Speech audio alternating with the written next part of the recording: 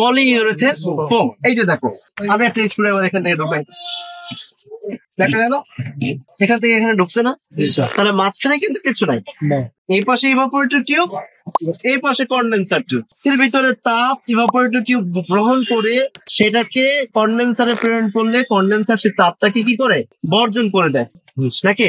যখন তাপটা বর্জন করে তখন সেই তাপটা এখান থেকে রিলিজ হয়ে প্রকৃতিতে ছড়িয়ে যায়। এইভাবে করে এই যে প্রক্রিয়াতে এখানে কিন্তু দুইটা ইভাপোরেটর আছে, এই যে ফ্রেশ ফুড কম্পার্টমেন্ট আর একটা হলো কি frozen food compartment. Fresh food কম্পার্টমেন্টে তোমার আরেকটা ইভাপোরেটর আছে, এটা কিন্তু প্রাইমারি ইভাপোরেটর আর এটা হলো secondary evaporator.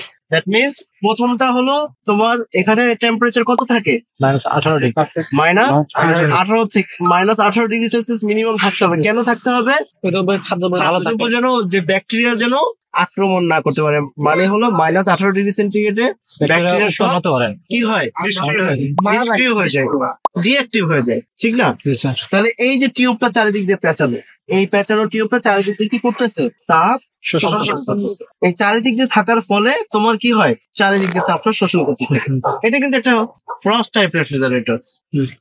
Frost type refrigerator আর ডিফ্রস্ট টাইপ রেফ্রিজারেটর বোথ আর same but different is thermostat switch আর হলো হিটার।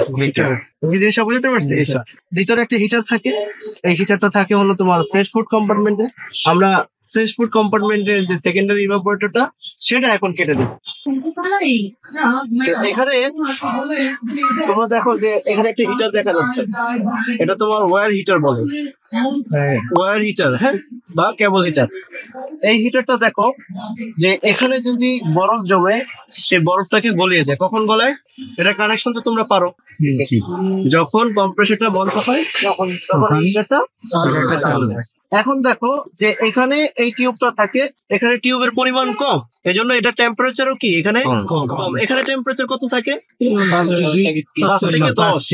এখানে কিন্তু ভেরিয়েশন আছে, এখানে টেম্পারেচারটা কন্ট্রোল করা হয় বা কন্ট্রোল করা যায়।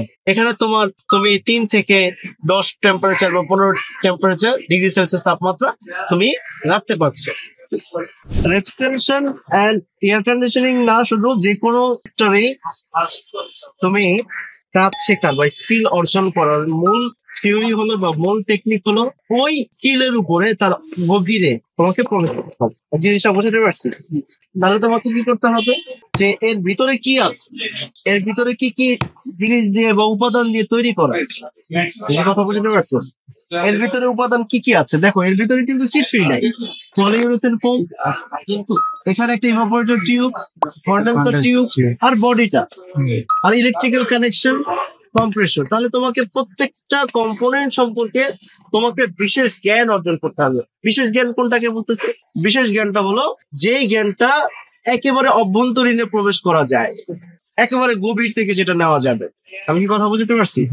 তাহলে তোমার কি হবে? যে কোনো কাজ তুমি দ্রুত করতে পারবা। তোমরা 4 বছরের ডিপ্লোমা কোর্স করছো, তোমাদের বিশেষ বিশেষ জ্ঞান, তোমরা থিওরি নলেজ গুলো কিন্তু পড়েছো, কিন্তু তোমরা প্র্যাকটিক্যালি কিন্তু তোমরা দেখো না।